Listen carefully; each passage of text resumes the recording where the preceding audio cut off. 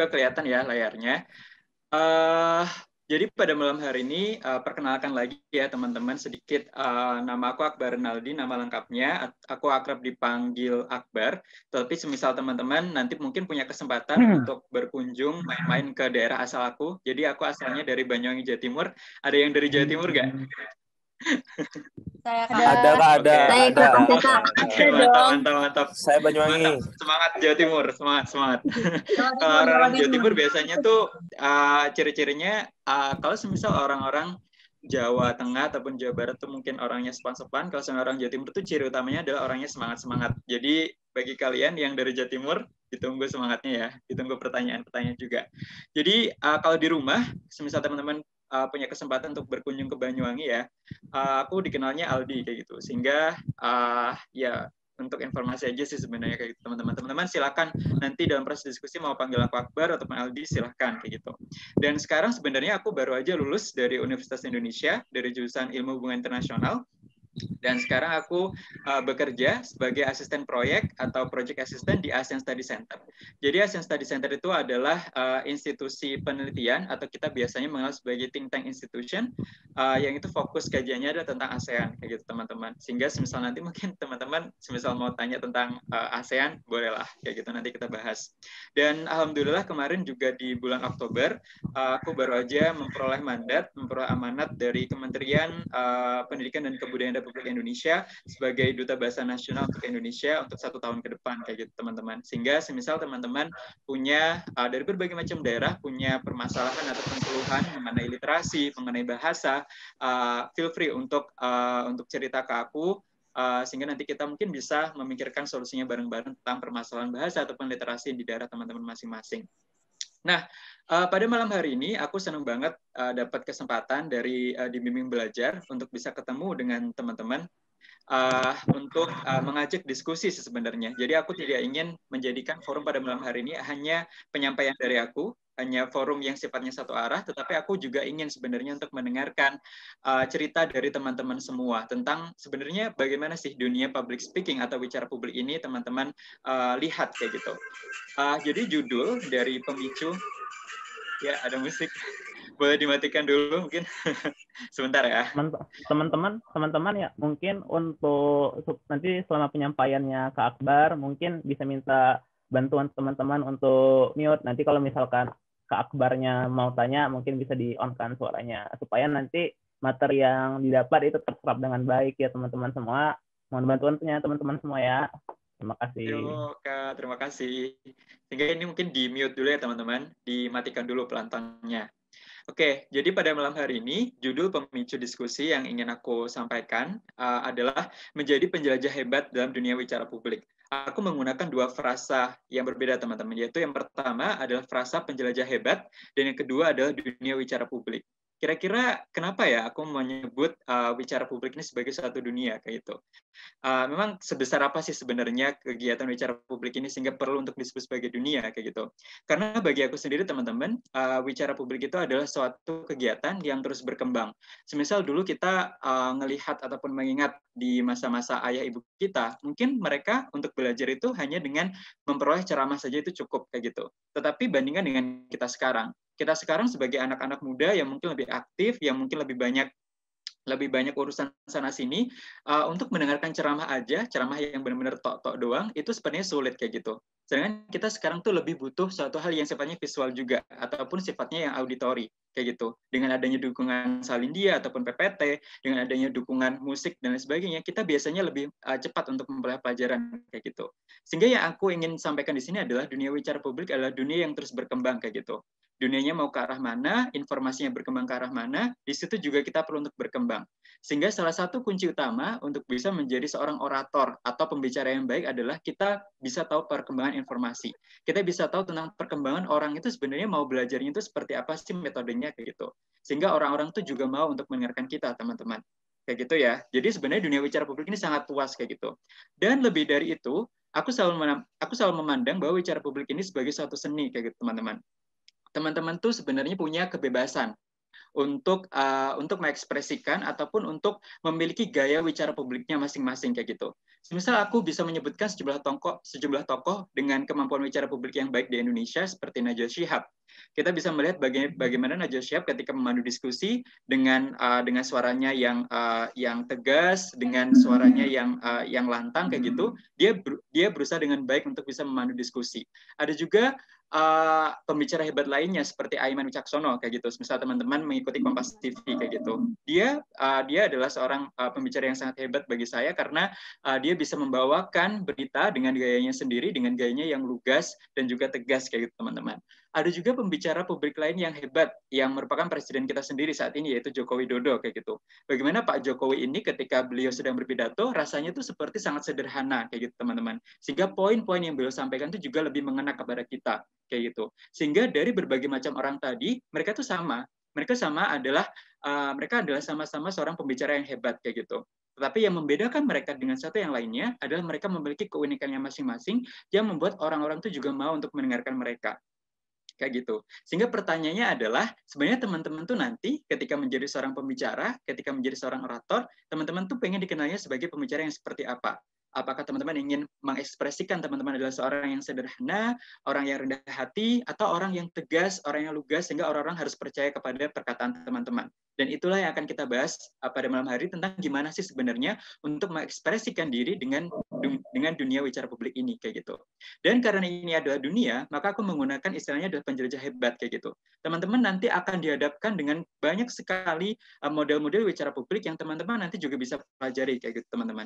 Sehingga fungsi teman-teman di sini adalah untuk menjadi seorang penjelajah mana daerah-daerah ataupun mana kemampuan-kemampuan yang teman-teman ingin kembangkan lebih baik lagi kayak gitu. Sehingga udah siap belum untuk menjadi penjelajah dalam dunia bicara publik? Pertanyaannya. Oke, untuk mengawali, aku ingin mengacu pada data yang dipublikasi oleh World Economic Forum kayak gitu.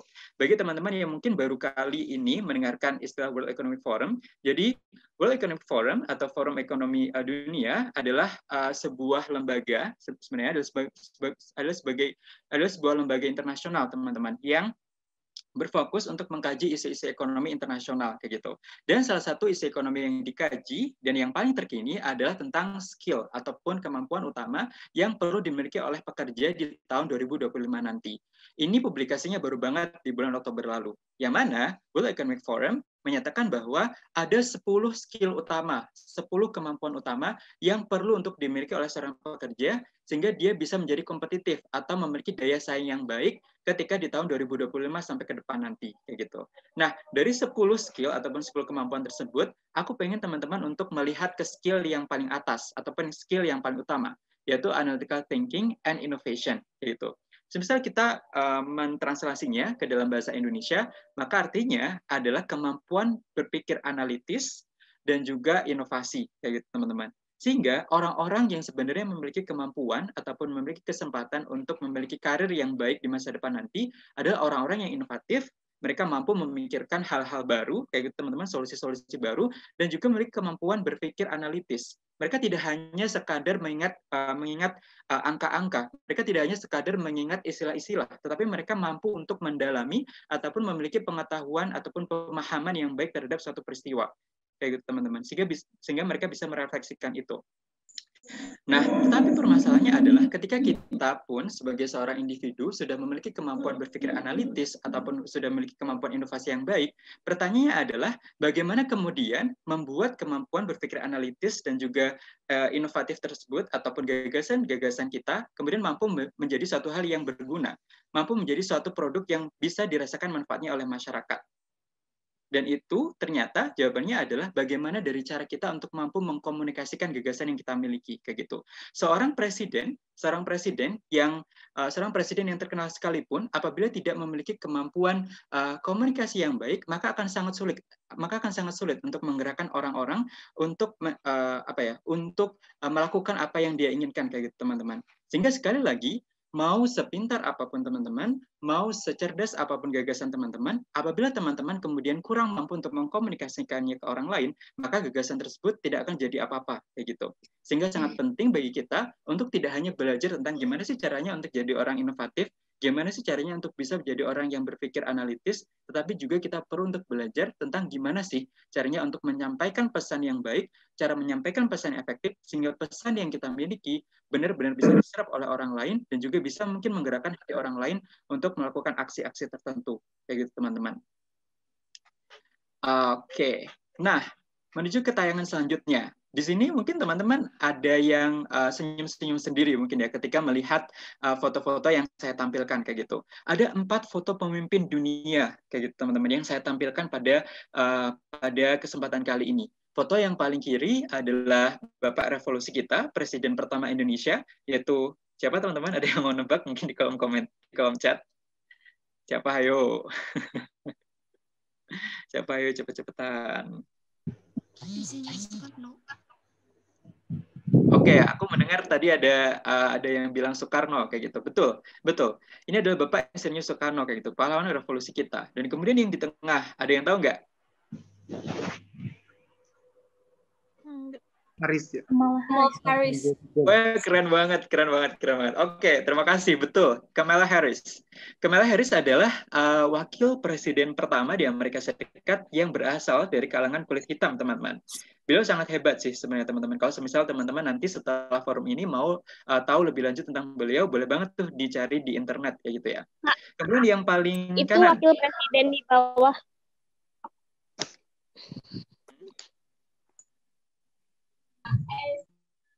Oke. Yang paling kanan, teman-teman, ada yang tahu juga kah? Bung Tomo.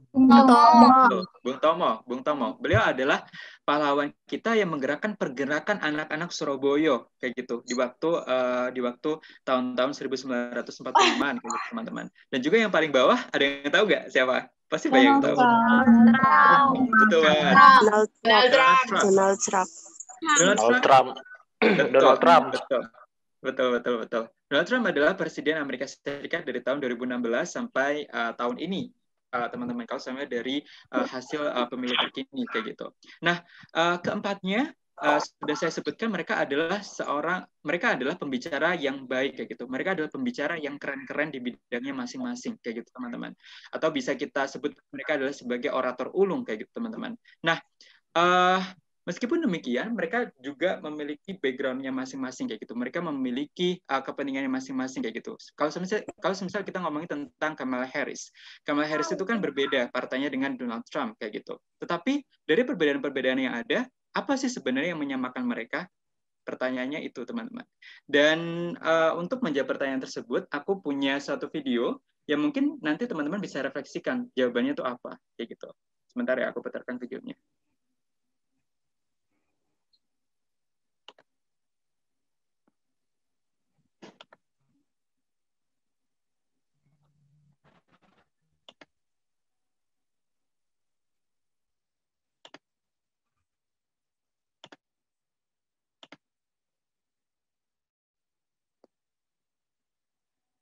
Semoga sudah kelihatan ya.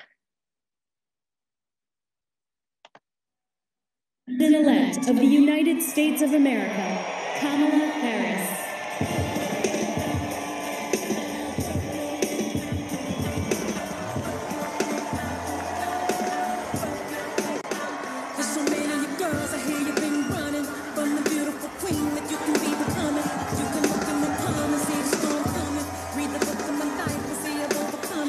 Because the length of your hair will ain't long, and they often criticize you for your skin tone. Wanna hold your head high, cause you a pretty woman. Get your runway stride, hold and keep it going. Girl, live your life. Just yeah.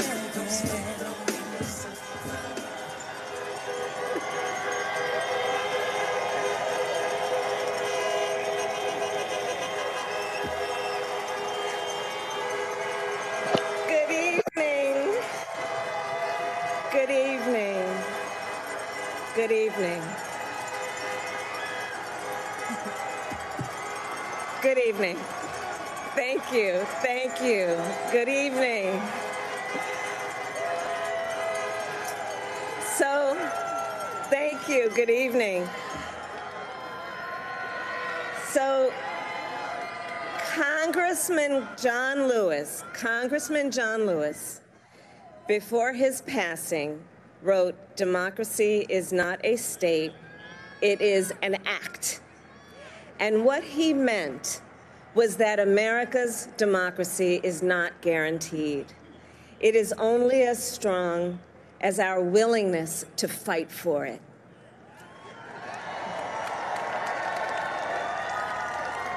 To guard it and never take it for granted.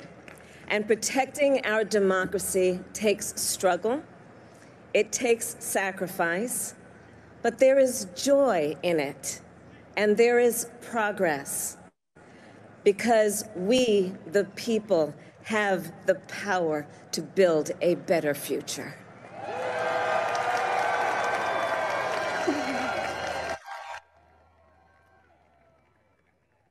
And when our very democracy was on the ballot in this election, with the very soul of America at stake, and the... Oke.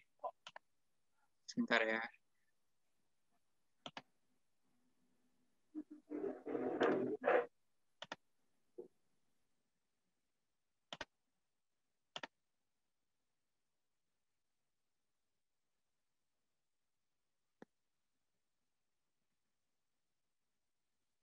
Oke. Jadi tadi gimana teman-teman? Setelah melihat video dari Kamala Harris ketika dia berbicara di depan para pendukungnya setelah memenangkan pemilu di Amerika Serikat kayak gitu. Ada satu hal yang sebenarnya tuh kemudian bisa kita simpulkan menyamakan dari para pemimpin-pemimpin dunia kayak gitu teman-teman. Ketika mereka di satu sisi mereka adalah seorang orator ulung, tapi di sisi lain tuh ada satu kesamaan kayak gitu teman-teman, yang tidak membedakan mereka satu dengan yang lainnya. Dan kesamaan itu adalah mereka mampu untuk menggunakan kemampuannya dalam berorasi, mampu menggunakan kemampuannya dalam berkomunikasi untuk menggerakkan sangat banyak orang, kayak teman-teman. Sehingga berkomunikasi ataupun berbicara adalah satu kegiatan yang mampu untuk menggerakkan orang untuk mencapai kepentingan ataupun untuk mencapai urusan yang ingin disuarakan oleh seorang pemimpin kayak gitu teman-teman. Sehingga oleh karena itu, ketika teman-teman di sini juga mungkin memiliki mimpi untuk menjadi seorang pemimpin di masa depan nanti kayak gitu. Oleh karena itu, memiliki kemampuan bicara publik yang baik adalah satu hal yang sangat diperlukan kayak teman-teman. Karena dengan itu, teman-teman bisa untuk menggerakkan banyak orang untuk entah itu untuk memilih teman-teman ataupun untuk setuju dengan usulan gagasan yang teman-teman miliki tentang bagaimana cara membangun satu negara yang baik ke depannya. Kayak gitu. Sehingga berbicara sebenarnya adalah untuk menggerakkan orang. Dan itulah tujuan kita untuk belajar bicara publik. Bagaimana kita pada akhirnya mampu untuk menggerakkan orang, untuk bisa berpikir, untuk mampu bisa melaksanakan hal yang ingin kita mereka laksanakan. Kayak gitu, teman-teman. Nah, jadi apa sih sebenarnya bicara publik ketika tadi kita udah belajar dari Kamala Harris, ketika tadi kita udah melihat bagaimana profil Soekarno, Bung Tomo, ataupun Trump, kayak gitu. Nah, jadi bicara publik secara sederhana adalah kegiatan untuk menyampaikan pesan secara langsung kepada khalayak, baik dalam situasi formal maupun non formal, gitu, teman-teman.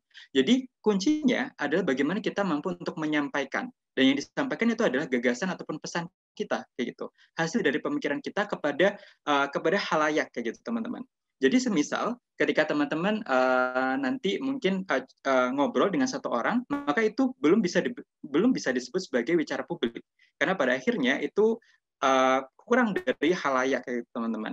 Kalau samanya mau disebut sebagai bicara publik, maka jumlah pendengar dari proses bicara publik yang teman-teman lakukan harus lebih dari satu orang, kayak gitu. Kalau semisal satu orang aja itu istilahnya hanyalah curhat, kayak gitu, teman-teman, sehingga sangat berbeda kayak gitu.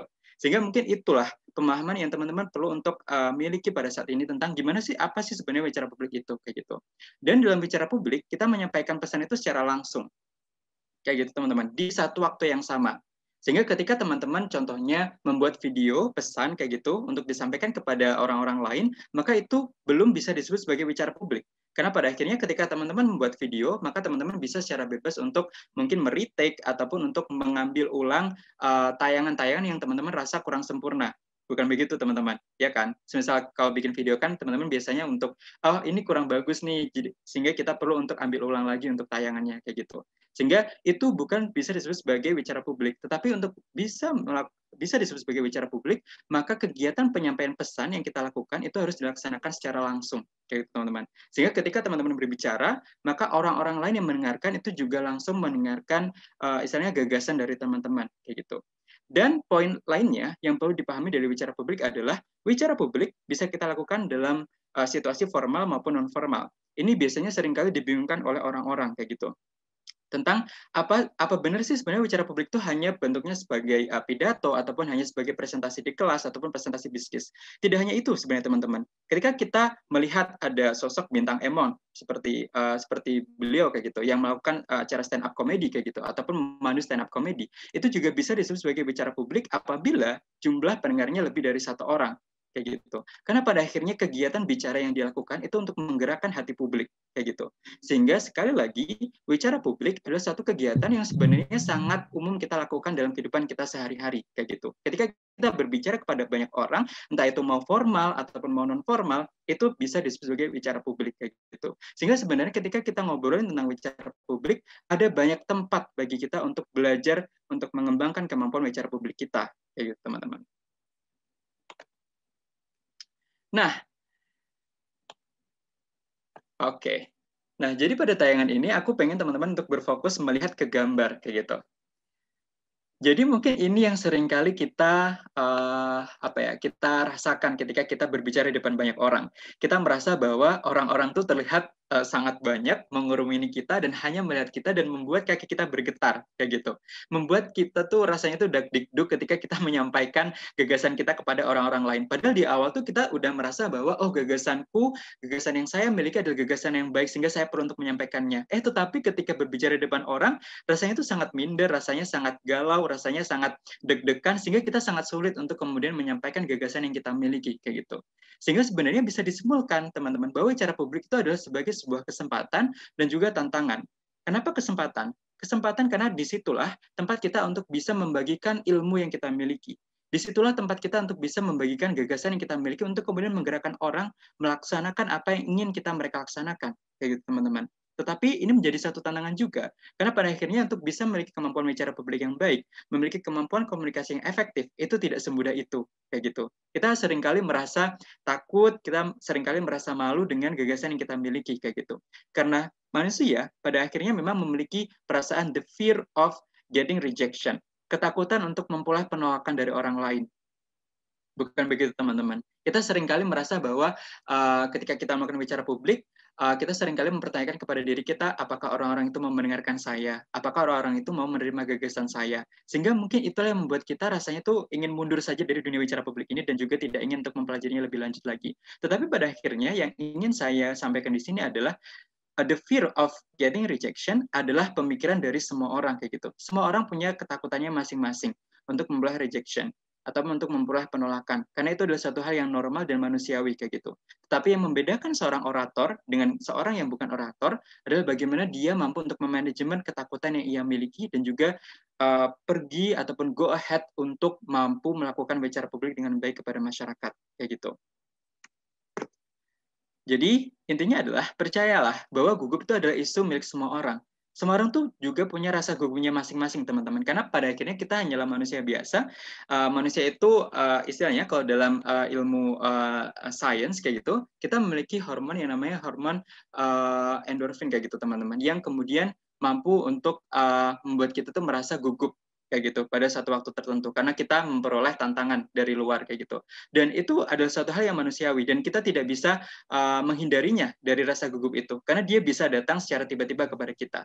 Tetapi hal yang bisa kita lakukan ketika kita memiliki rasa gugup itu adalah untuk memanajemen rasa gugup yang ada sehingga rasa gugup yang ada tidak membuat kita merasa takut ataupun merasa tidak ingin melakukan bicara publik kayak gitu teman-teman. Jadi sekali lagi yang ingin saya tekankan kepada teman-teman adalah percayalah bahwa gugup adalah isunya milik semua orang. Teman-teman nggak perlu malu untuk memiliki rasa gugup itu. Teman-teman nggak perlu malu untuk curhat kepada temannya yang lain bahwa aku sekarang lagi gugup banget nih sebelum presentasi. Aku lagi gugup banget nih sebelum rapat kayak gitu. Nggak apa-apa untuk cerita ke orang lain bahwa teman-teman lagi gugup kayak gitu. Kalau semisal itu adalah cara teman-teman untuk memanajemen rasa gugup yang ada kayak gitu.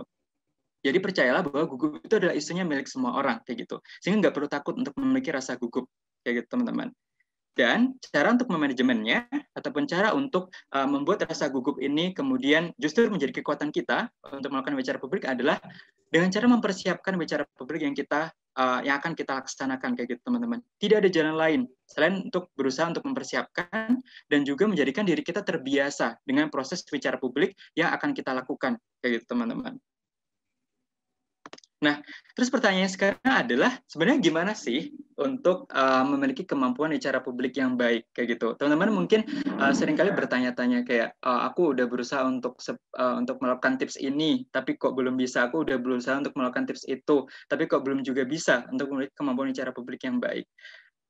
Dari itu semua, aku bisa bilang bahwa pada akhirnya tidak ada satu hal yang bisa diterapkan oleh semua orang dalam bicara publik ini. Semua orang itu memiliki memiliki keunikannya masing-masing dalam dunia bicara publik kayak gitu teman-teman. Sehingga ketika teman-teman contohnya berkonsultasi kepada teman-teman gitu, mungkin di kampus ataupun mungkin di sekolah kayak gitu, gimana sih caranya memiliki bicara publik yang baik kayak gitu. Mungkin teman-teman ada yang bilang bahwa ya dengan mungkin minum air putih ataupun makan sebelum berbicara ataupun berdoa sebelum berbicara kayak gitu. Tetapi pada akhirnya setiap orang itu memiliki caranya masing-masing untuk mengendalikan rasa gugupnya ataupun untuk memiliki kemampuan bicara publik yang baik kayak gitu. Sehingga pertanyaannya adalah bagaimana teman-teman nantinya mampu untuk rumuskan sendiri tentang bagaimana proses ataupun gaya bicara publik yang teman-teman ingin kembangkan kayak gitu. Dan salah satu prinsip bicara publik yang paling umum yang mungkin bisa saya sampaikan pada kesempatan kali ini adalah gaya bicara publik yang dimiliki ataupun dirumuskan oleh Alan Monroe. Jadi sebenarnya Alan Monroe ini adalah seorang psikolog dari Amerika Serikat yang hidup di tahun 1903 sampai 1975 kayak gitu. Beliau adalah seorang profesor dan juga dosen tentunya di salah satu universitas yang ada di Amerika Serikat. Dan di tahun dia hidup di tahun 1903 sampai 1975, dia sudah banyak membicarakan tentang dunia wicara publik kayak gitu. Sehingga sebenarnya ketika teman-teman sekarang belajar dunia wicara publik, sebenarnya pembelajaran yang kita lakukan sekarang ini sudah dipelajari oleh orang-orang jauh sebelum kita kayak gitu teman-teman. Sehingga makanya itu ketika di awal tadi saya bilang bahwa wicara publik adalah sebagai satu dunia yang dia itu akan terus berkembang kemana manusia itu berkembang kayak gitu. Ketika manusia butuh dunia wicara publik yang mungkin lebih interaktif dengan menggunakan salinia, dengan menggunakan audio dan lain sebagainya, wicara publik terus berkembang dari situ teman-teman untuk memenuhi ataupun untuk menjawab kebutuhan dari manusia kayak gitu. Nah, jadi Monroe ini ketika dia menjadi profesor di salah satu universitas di Amerika Serikat, dia seringkali melaksanakan kegiatan yang namanya pelatihan bicara publik kayak gitu. Dan kemudian dari pelatihan-pelatihan yang dia lakukan, dia kemudian bisa merumuskan suatu rumus untuk memiliki kemampuan bicara publik yang baik. Yang namanya adalah Monroe's Motivated Sequence atau cara-cara memotivasi ala Monroe. Nah, di awal tadi saya udah bilang kan teman-teman bahwa pada akhirnya tujuan utama dari wicara publik adalah bagaimana kita bisa menyampaikan gagasan yang kita miliki kepada orang lain. Sehingga orang lain mau untuk mempercayai ataupun mau untuk melakukan hal yang ingin mereka lakukan kayak gitu. Karena tujuannya adalah untuk mempengaruhi orang lain kayak gitu. Sehingga di sini Monroe berpikir tentang gimana sih sebenarnya cara untuk bisa mempengaruhi orang lain, apa-apa aja sih yang sebenarnya langkah-langkah yang bisa dilakukan untuk bisa mempengaruhi orang lain. Dan di sini Monroe itu dengan teorinya yaitu Monroe's Motivated Sequence memaparkan ada 5 langkah teman-teman yang perlu kita lakukan dalam proses bicara publik kita sehingga orang-orang tuh mau untuk mendengarkan kita dan juga mau untuk menerima gagasan yang kita miliki kayak gitu. Yang pertama dari Monroe's Motivated Sequence adalah dapatkan perhatian, get the attention kayak gitu teman-teman. Sehingga dalam dunia bicara publik ataupun ketika teman-teman nanti melakukan presentasi di depan khalayak kayak gitu, teman-teman tidak langsung hanya tiba-tiba bilang jadi intinya adalah ataupun jadi sebenarnya yang ingin saya jelaskan adalah kayak gitu. Bukan seperti itu teman-teman sebenarnya untuk melakukan proses secara publik yang baik. Tapi bagaimana teman-teman pada akhirnya di awal itu tuh mampu untuk membuat jembatan ataupun mampu untuk menarik perhatian bagi para pendengar teman-teman untuk mau untuk mendengarkan ke teman-teman. Karena ketika di awal saja teman-teman kurang mampu untuk mendengarkan, kurang mampu untuk menarik perhatian dari para pendengar, maka akan sangat sulit bagi pendengar untuk kemudian mau untuk terus mendengarkan teman-teman. Bukan begitu? Nah, jadi yang paling penting dalam dunia bicara publik yang pertama adalah bagaimana kita mampu untuk memperoleh perhatian terlebih dahulu dari orang-orang yang jadi target sasaran kita kayak gitu. Bahkan ada suatu teori yang menyatakan bahwa 3-5 menit pertama dari proses presentasi adalah menit-menit krusial. Karena di 3-5 menit utama itu kita seharusnya berfokus untuk bisa memperoleh perhatian dari target kita daripada langsung menuju ke konten yang ingin kita sampaikan kepada mereka kayak gitu. Sehingga tidak apa-apa teman-teman untuk kemudian membangun terlebih dahulu proses secara publik teman-teman dengan cara memperoleh perhatian mereka sehingga mereka mau untuk mendengarkan ke teman-teman kayak gitu. Dan kemudian yang kedua baru kita melaksanakan proses yang namanya bangun kebutuhan penonton atau establish the need kayak gitu. Bagaimana kemudian kita mampu untuk meyakinkan kepada penonton bahwa kalian harus mendengarkan saya kayak gitu karena ada bla bla bla dan bla kayak gitu. Ketika di awal tadi saya berusaha untuk mempengaruhi teman-teman sebenarnya yaitu dengan cara memaparkan data dari World Economic Forum kayak gitu. Ketika tadi di awal saya bilang bahwa teman-teman bahwa kemampuan analitis dan juga inovasi adalah satu hal yang penting, maka kita juga perlu untuk mengembangkan kemampuan komunikasi kita. Karena kemampuan berpikir analitis dan juga inovasi apabila tidak diiringi dengan kemampuan untuk menyampaikan gagasan yang baik, maka tidak akan jadi apa-apa. Kayak gitu teman-teman. Sehingga disitulah saya berusaha untuk sebenarnya membangun kebutuhan teman-teman untuk mendengarkan saya pada kesempatan malam hari ini. Kayak gitu.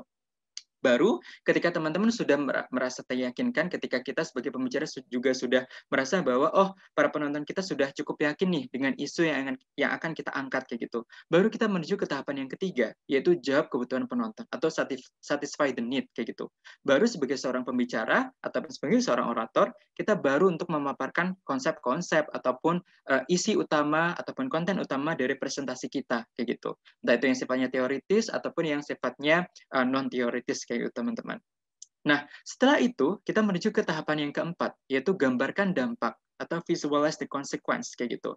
Tentang bagaimana kita kemudian meyakinkan kepada orang-orang yang mendengarkan kita tentang apa sih manfaat yang diperoleh ketika teman-teman barusan sudah mendengarkan presentasi yang saya sampaikan kayak gitu. Apa sih sebenarnya manfaat-manfaat dari proses belajar public speaking atau bicara publik kayak gitu. Yang mana sudah saya sampaikan bahwa inilah waktunya teman-teman untuk belajar tentang caranya untuk menyampaikan gagasan yang itu tuh mampu untuk menggerakkan orang-orang kayak gitu. Dan yang terakhir, prosesnya adalah ajak untuk beraksi atau call to action. Bagaimana cara yang paling sederhana untuk orang-orang yang mendengarkan seorang orator itu tuh mampu untuk melaksanakan aksi kayak gitu teman-teman. Ketika contohnya Soekarno ketika beliau berorasi kayak gitu untuk menyerukan tentang kemerdekaan Indonesia, maka di akhir pidato beliau senantiasa menekankan tentang bagaimana caranya orang-orang Indonesia mampu untuk bergerak satu sama lain, mampu untuk mewujudkan kemerdekaan itu sendiri kayak gitu teman-teman. Sehingga inilah tahapan-tahapan yang kemudian bisa kita aplikasikan dalam proses presentasi ataupun bicara publik yang kita lakukan kayak gitu. Sehingga bicara publik tidaklah hanya bagaimana kita mampu menyampaikan informasi, bukanlah hanya sebagai forum untuk kita menyampaikan data, tetapi lebih dari itu kita berusaha untuk menyampaikan gagasan, dan untuk bisa menyampaikan gagasan yang baik kita perlu untuk menjadikan orang-orang pertama kali mau untuk mendengarkan kita dahulu kayak gitu teman-teman. Jadi kuncinya dari dunia bicara publik yang pertama adalah bagaimana cara untuk bisa memperoleh perhatian orang untuk mendengarkan teman-teman. Baru yang kedua adalah bagaimana kita mampu untuk menyampaikan pesan yang kita miliki dengan baik dan juga efektif kepada target pendengar kita gitu. Nah, saya akan memutarkan satu video lagi yang di sini teman-teman juga bisa belajar sebenarnya tentang bagaimana cara untuk mengaplikasikan Monroe's Motivated Sequence.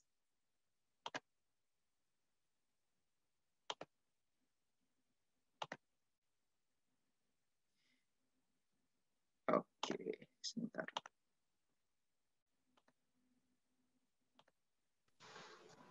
Oke, semoga sudah terlihat ya. Sebentar.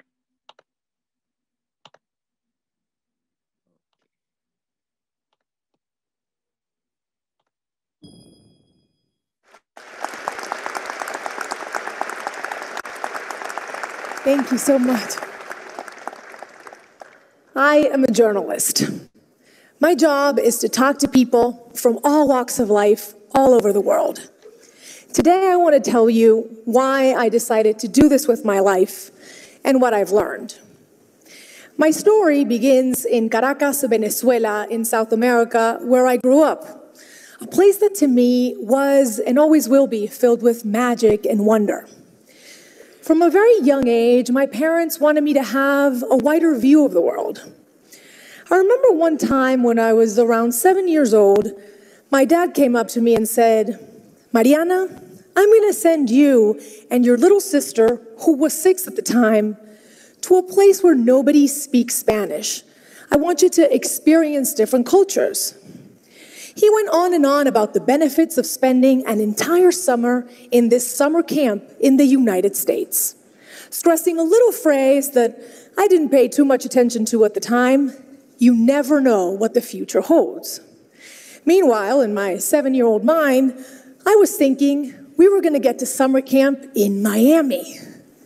Maybe it was going to be even better, and we were going to go a little further north to Orlando, where Mickey Mouse lived. I got really excited. My dad, however, had a slightly different plan. From Caracas, he sent us to Brainerd, Minnesota. Mickey Mouse was not up there. And with no cell phone, no Snapchat or Instagram, I couldn't look up any information. We get there, and one of the first things I noticed was that the other kids' hair was several shades of blonde, and most of them had blue eyes. Meanwhile, this is what we looked like. The first night, the camp director gathered everyone around the campfire and said, "Kids, we have a very international camp this year. The Atencios are here from Venezuela." The other kids looked at us as if we were from another planet. They would ask us things like, "Do you know what a hamburger is?" Or, "Do you go to school in a donkey or a canoe?" I would try to answer in my broken English, and they would just laugh. And I know they were not trying to be mean. They were just trying to understand who we were and make a correlation with the world they knew. We could either be like them or like characters out of a book filled with adventures like Aladdin or The Jungle Book. We certainly didn't look like them. We didn't speak their language.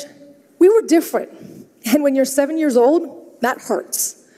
But I had my little sister to take care of, and she cried every day at summer camp. So I decided to put on a brave face and embrace everything I could about the American way of life. We later did what we called the summer camp experiment for 8 years in different cities that many Americans haven't even heard of. What I remember most about these moments was when I finally clicked with someone. Making a friend was a special reward. Everybody wants to feel valued and accepted, and we think it should happen spontaneously, but it doesn't. When you're different, you have to work at belonging. You have to be either really helpful, smart, funny, anything to be cool for the crowd you want to hang out with. Later on, when I was in high school, my dad expanded on his summer plan, and from Caracas, he sent me to Wallingford, Connecticut for senior year of high school. This time, I remember daydreaming on the plane about the American high school experience with a locker. It was going to be perfect, just like in my favorite TV show, Saved by the Bell. I get there, and they tell me that my assigned roommate is eagerly waiting. I open the door, and there she was, sitting on the bed with a headscarf. Her name was Fatima, and she was Muslim from Bahrain, and she was not what I expected. She probably sensed my disappointment when I looked at her because I didn't do too much to hide it. See, as a teenager, I wanted to fit in even more. I wanted to be popular and maybe have a boyfriend for prom. And I felt that Fatima just got in the way with her shyness and her strict dress code. I didn't realize that I was making her feel like the kids at summer camp made me feel. This was the high school equivalent of asking her, "Do you know what a hamburger is?" I was consumed by my own selfishness and unable to put myself in her shoes. I have to be honest with you. We only lasted a couple of months together because she was later sent to live with a counselor instead of other students. And I remember thinking, she'll be okay. She's just different.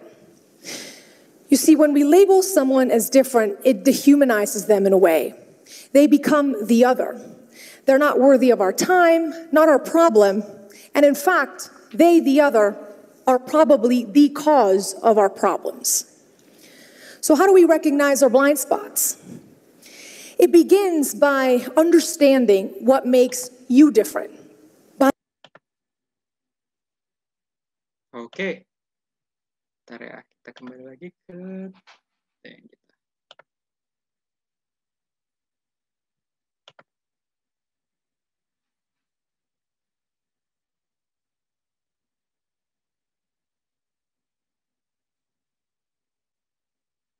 Jadi apa yang teman-teman bisa pelajari dari Mariana tadi yang sudah berbicara tentang what makes you special, kayak gitu. Kalau semisal kita berbicara tentang judul dari presentasi yang dilakukan tadi.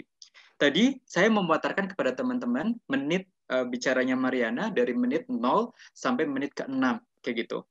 Dan dari menit 0 sampai 6 itu, sebenarnya dia masih sama sekali belum untuk menjawab ataupun masih sama sekali belum untuk menuju menjelaskan konten yang ingin dia sampaikan, kayak gitu.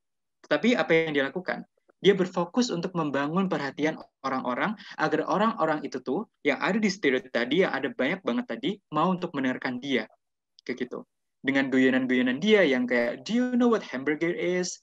Or do you go to school with a canoe? Kayak gitu. Tadi ketika dia berbicara kayak gitu, tujuannya adalah agar orang-orang tuh mau untuk tertarik mendengarkan dia. Kayak gitu, teman-teman. Sehingga yang paling awal yang perlu diketahui oleh seorang orator sebenarnya adalah bukan hanya dari gagasan yang ingin dia sampaikan, tetapi bagaimana dia mampu untuk meyakinkan orang-orang untuk mendengarkan terlebih dahulu gagasan yang dia miliki, kayak gitu. Sehingga kuncinya adalah mau seberapa bagus pun konten yang teman-teman miliki, tetapi teman-teman kurang mampu untuk membangun perhatian dari para penonton, dari para pendengar, maka gagasan teman-teman tidak akan jadi kemana-mana, kayak gitu.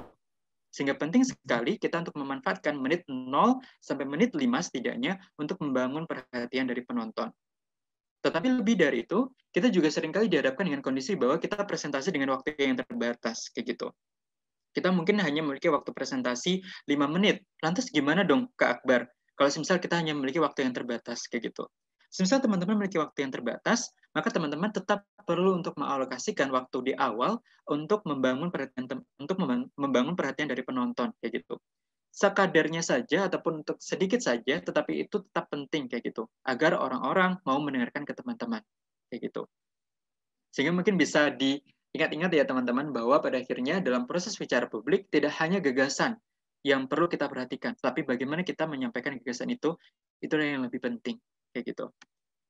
Nah, sekarang aku pengen nanya ke teman-teman, dan teman-teman ini bisa mungkin pakai ini ya, annotate kayak gitu, karena tadi aku lihat udah ada beberapa yang annotate. Teman-teman bisa menggunakan fitur anotasi yang ada di tombol hijau mungkin ya, kayak gitu, yang ada di atas kayak gitu. Nah, aku pengen tanya ke teman-teman. Jadi sebenarnya itu apa yang pendengar itu paling perhatikan dari presentasi teman-teman, kayak gitu? Ya, udah kebuka tadi sedikit. Oke, jadi semisal ada tiga hal nih, konten, suara, impresi visual. Mana presentasi yang lebih tinggi, kayak gitu? Semisal ada 100%, maka berapa sih persennya untuk konten, berapa sih persennya untuk suara, dan juga berapa sih persennya untuk impresi visual? Gitu. Teman-teman ada yang mau ini nggak? Oke, ataupun mungkin boleh dengan tanda kayak gitu, mana yang menurut teman-teman lebih penting?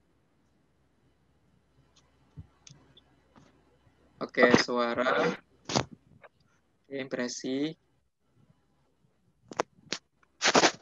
1, itu 1 dan 2-nya sejajar itu gimana? Oh itu tanda panah. Satunya itu suara. Oke. Cukup. Oke, sip. Terima kasih sudah sangat aktif. Oke.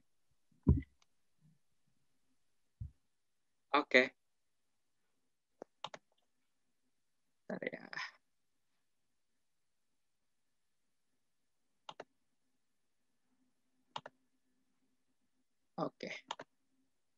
Oke, cukup teman-teman. Senang banget nih, aktif banget pada malam hari ini. Oke, cukup ya. Kita cukupkan dulu. Oke. Nah, jadi sebenarnya, bentar teman-teman, kurang kelihatan nih.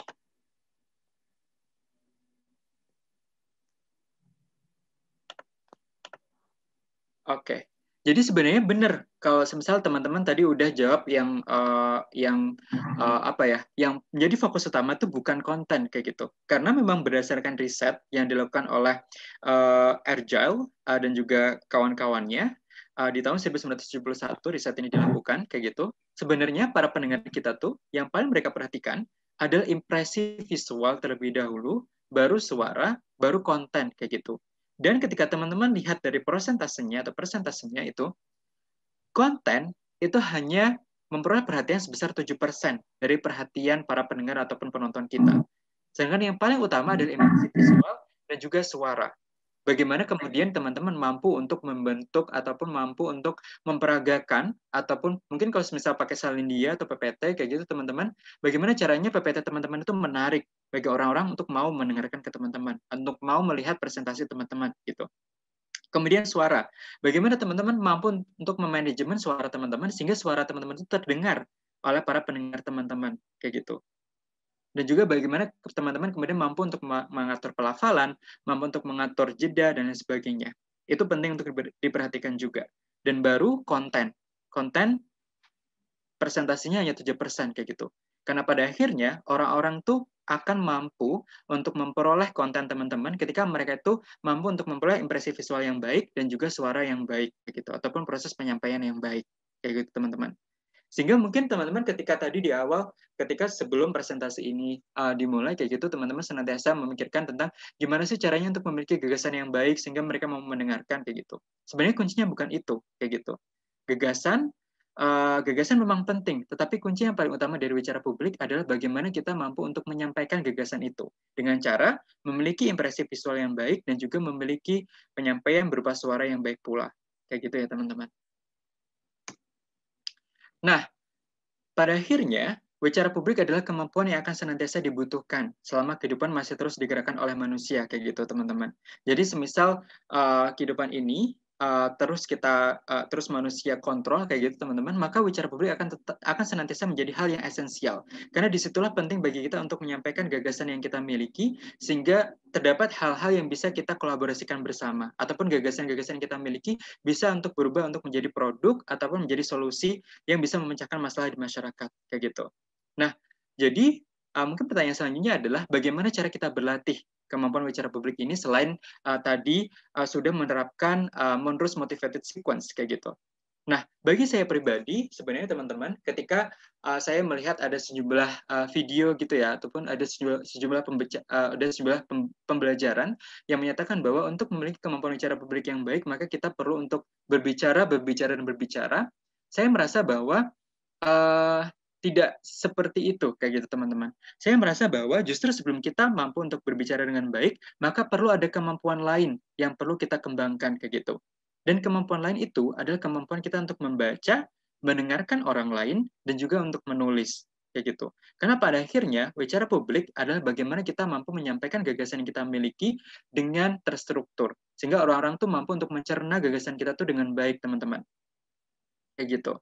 Nah, apa sih sebenarnya manfaat dari kegiatan membaca dan juga mendengarkan? Manfaatnya adalah kita menjadi orang yang banyak tahu kayak gitu. Sehingga kita memiliki konten yang akan kita sampaikan kepada orang-orang yang mau mendengarkan kita. Kayak gitu teman-teman. Dan kenapa sih perlu untuk perbanyak untuk latihan menulis? Karena dengan cara menulis kita akan mampu untuk melatih kemampuan berpikir kita yang terstruktur. Sehingga ketika kita menyampaikan gagasan kita kepada orang lain, orang-orang tuh juga mampu untuk mengikuti gagasan kita itu dengan lebih mudah, teman-teman. Kayak gitu. Sehingga bagi saya sebenarnya tips yang paling umum yang bisa saya sampaikan kepada teman-teman adalah yuk mulai dari sekarang kita memperbanyak proses membaca, mendengarkan, dan juga menulis. Karena dengan itu kita akan menjadi orang yang semakin banyak tahu, semakin banyak informasi yang bisa kita sampaikan ke orang lain, dan juga kita akan menjadi orang yang mampu untuk menyampaikan gagasan kita dengan cara terstruktur. Sehingga orang-orang juga mampu untuk memahami gagasan yang kita miliki dengan baik, kayak teman-teman. Oke, dan inilah akhir dari pemantik diskusi mungkin ya istilahnya kayak gitu dari yang saya sampaikan tadi. Kesimpulannya adalah sebenarnya ketika tadi World Economic Forum di depan sudah saya sampaikan bahwa analytical thinking dan juga innovation atau kemampuan berpikir analitis dan juga inovasi menjadi top skill ataupun skill utama yang perlu dimiliki oleh generasi muda seperti kita ataupun yang nanti akan bekerja di tahun 2025 ke depan kayak gitu teman-teman. Tetapi kemudian hal tersebut sama sekali tidak mengurangi kepentingan kita untuk bisa belajar kemampuan bicara publik yang baik kayak gitu. Karena dengan memiliki kemampuan bicara publik yang baik, kita akan mampu untuk menggerakkan banyak orang. Kita akan mampu untuk menjadikan gagasan yang kita miliki, mampu untuk memiliki manfaat kepada masyarakat kayak gitu. Dan belajar dunia bicara publik sebenarnya tidak hanya diperlukan bagi mereka-mereka yang ingin tampil di depan layar kayak gitu. Semisal teman-teman ini ada juga ya pernah ada yang bertanya ke aku kayak apakah seorang produser ataupun sutradara penting untuk memiliki kemampuan bicara publik karena mereka hanya bekerja di balik layar kayak gitu. Jawabanku adalah penting. Karena pada akhirnya mereka harus bekerja dengan banyak orang kayak gitu. Bagaimana seorang produser ataupun sutradara kemudian mampu membuat suatu film yang baik kalau misalnya mereka tidak memiliki kemampuan untuk menyampaikan gagasan yang baik pula tentang bagaimana suatu film ataupun suatu video perlu untuk diproduksi kayak gitu teman-teman. Sehingga sebenarnya setiap orang perlu untuk belajar yang namanya bicara publik kayak gitu teman-teman. Cuman mungkin perbedaannya adalah untuk apa bicara publiknya itu. Apakah mereka harus perlu untuk tampil di depan halayak sehingga mereka perlu untuk memperhatikan kostum mereka, memperhatikan tampilan mereka, memperhatikan suara mereka, atau mereka melakukan bicara publik dengan yang latarnya ada di belakang layar sehingga mereka mungkin bisa melakukannya secara lebih non formal, secara lebih informal, secara lebih santai kayak gitu. Tetapi pada akhirnya mau itu forumnya formal ataupun non formal, bicara publik tetap dapat dilaksanakan kayak gitu teman-teman. Oke, jadi mungkin itu yang bisa aku sampaikan pada malam hari ini. Ditunggu teman-teman untuk pertanyaannya kayak gitu. Mungkin sekian dulu Kak dari aku.